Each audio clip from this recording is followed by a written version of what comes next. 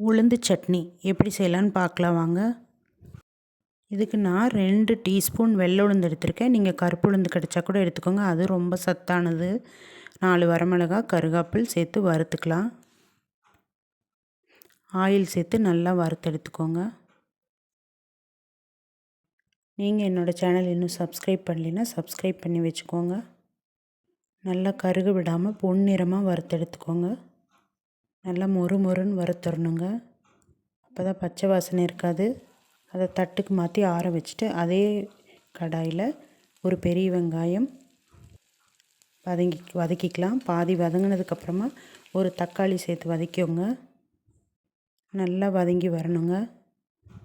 அடுப்பு மீடியம் ஃப்ளேம்லேயே இருக்கட்டுங்க.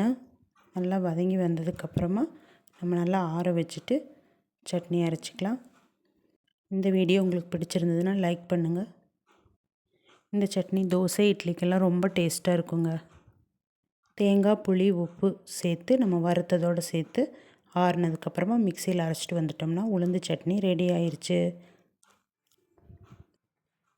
பாருங்கள், சட்னி ரெடி. தோசையோடு சேர்த்து சர்வ் பண்ணிக்கலாம்.